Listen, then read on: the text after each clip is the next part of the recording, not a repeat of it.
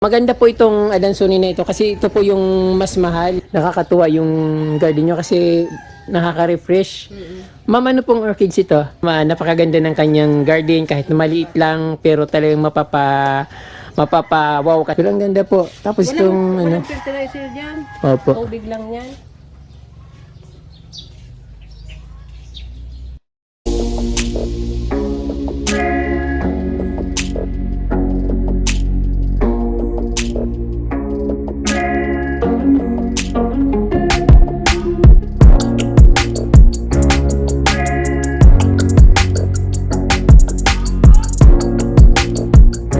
Hello ma'am, magandang umaga po. Naparaan po ako dito sa garden nyo. Nakita ko at napaka-cozy, napaka-presko po ng inyong lugar at syempre yung mga halaman na dadaanan ko.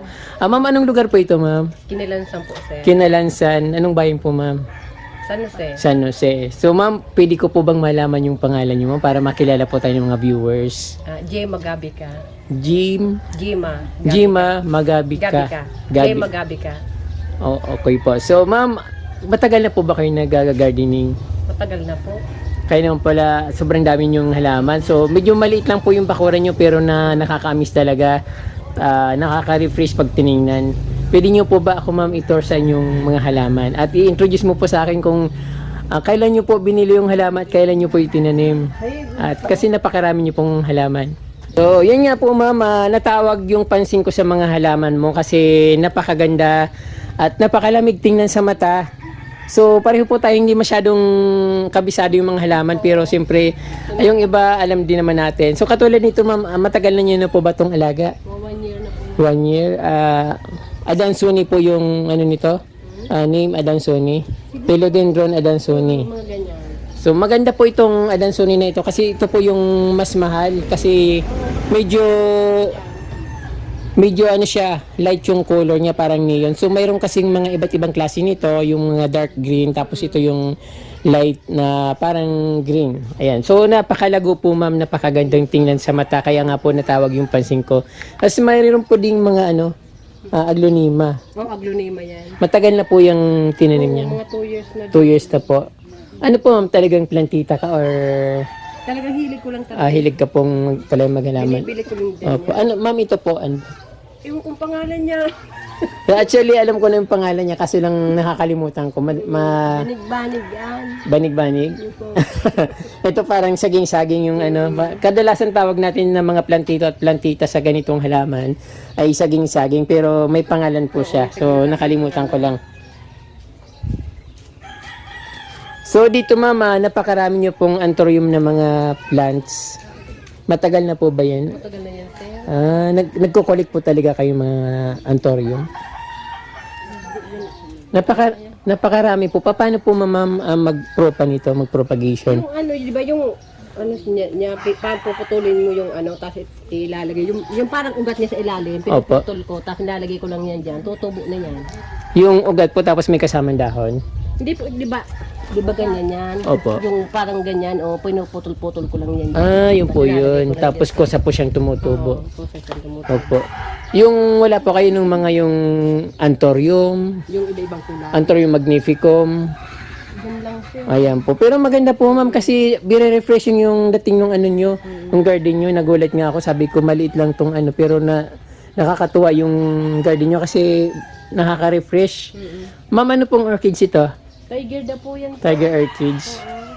Ang taba niya. Din yan. Anong kulay po bulaklak nito ma'am? Violet. Violet. Ang ganda. Parang kasi nakaka-refresh sa yung pagka-align ng mga halaman. So ayun ka from di palakpakan natin si mama. Napakaganda ng kanyang garden kahit na maliit lang pero talagang mapapa-wow ka sa kanyang dito arrangement ng kanyang garden. So mama, napakarami niyo pong collection dito. Yan sir, yung mga mamahalin dyan, nilalagay ko sa taas. Ito po yung mga mamahalin mong halaman. Ito. Ganyan. Ito po. Ano po ito ma'am yung Part daw yan ng aglumina sir. aglonema parang super yatang tawag nito. Tapos itong maganda po ito ma'am. Ano pong ginagamit yung fertilizer? Wala lang. Tubig lang. Tubig lang. Tapos yung lupa dito lang din sa gilid. Lang din. Pero ang ganda po. Tapos itong Walang fertilizer dyan. Opo. Tubig lang yan. Calathea, Calathea rose. Oo. Tapos ito naman, rubber plant. Then Birkin. Yun, black velvet yung ano na yan. Ito po. Dati ma'am, Plan to eh. opo, ito ma'am dati ang mahal nitong black Mahal velvet. talaga yan. Pero ngayon parang halos wala nang Wala nang tinda ngayon. Nung pandemic, Oo. marami. Ngayon wala na dyan. Saka wala nang hindi na pinapansin pero maganda pa rin siya.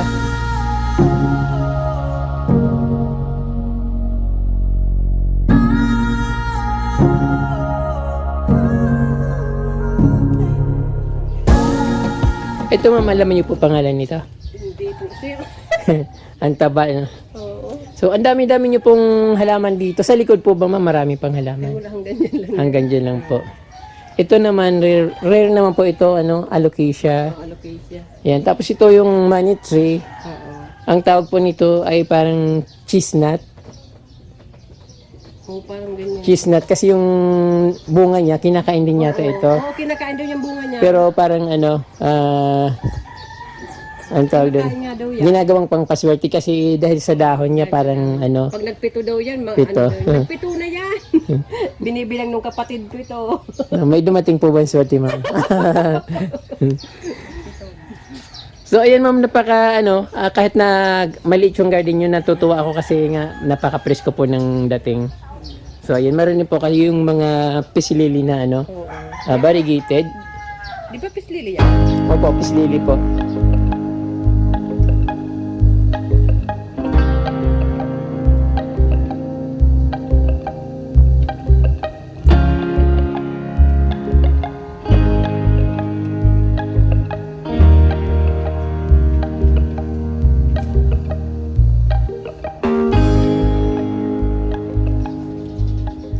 Marami po rin kayong mga dito ma'am, mga collection. Siyempre nandito pa rin yung mga anthurium. Oo. Tika. Dito marami pa rin. Ang lago po ng palmera plant mo. Ma'am, pwede po kayo magbenta nito. Kaya Kasi ang dami yung sayang yung mga mga supang, mga branches.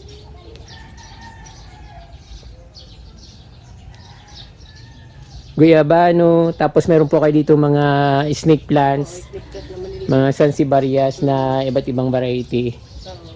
Ito ma'am, ganito, snake plant din po ito ma'am, pero maganda po siya. iba yung ano niya. Rare yata ito eh. Oo, siguro. Ito yung mga parang mga dwarf no, pero lumaki siya. Oo. Aglonema. Mga alunin na.